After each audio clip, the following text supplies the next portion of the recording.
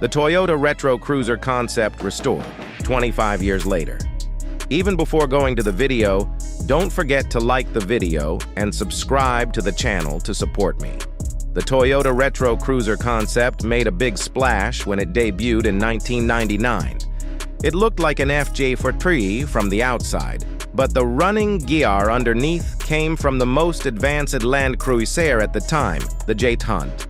Not only was the Retro Cruiser was fully functional, which is rare for a concept, but Toyota let journalists beat on it in off-road testing. It was then put away for a quarter century. For SEMA this year, Toyota brought it out of retirement and restored it to its former glory.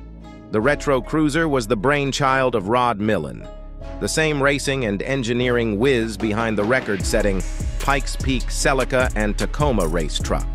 Millen also built a series of one-off show cars for Toyota, including the 1998 Lexus Street Rod, a 32 Ford powered by a VVTi 1UZ V8. Back when tuners were still largely grassroots and hot rods were still considered the primary form of custom car, the Lexus got quite a bit of attention in the Big Four magazines.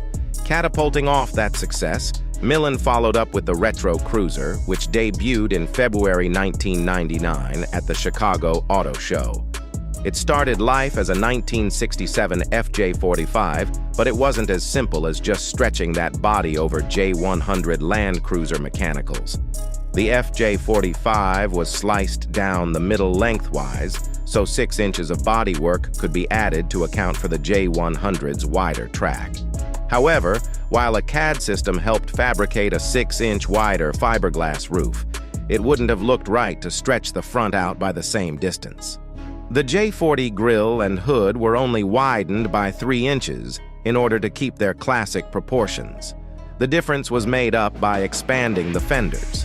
At the rear, 2 tailgates were welded together to create the full-width door, and the FJ45 body had to be elongated by 10 inches as well. The V8 was also moved rearward by about 8 inches in order to accommodate accessories like air conditioning.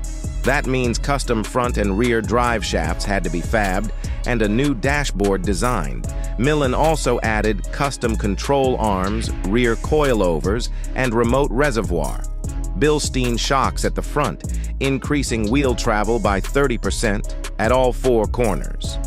In the process, Millen also installed a roll cage for chassis stiffness and a locking center diff operated by a switch on the dash, just like the stock rear locker. But just in case you still get stuck, hidden winches capable of pulling 9,000 pounds are located at both ends. There's GPS and a satellite phone, and reserve drinking water is held in an onboard 10-gallon tank. As Millen told AutoWeek, the Retro Cruiser probably cost about $350,000 to build after adding up the donor cars and the labor.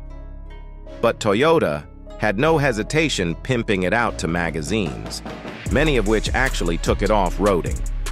Like many concepts, it essentially disappeared from public view after that. Because Toyota introduced a new Land Cruiser this year, it decided to drag the Retro Cruiser out of whatever warehouse it had been hiding in. It needed the typical maintenance, but also the replacement of rotted hoses, repair of leaking shocks, and paint correction. It's rare for a concept to get a second life, but the Retro Cruiser is cool enough to warrant one. Funnily enough, it was already doing the retro thing in 1999, but that was 25 years ago. The concept itself is now old enough to qualify for historic plates and classic car insurance.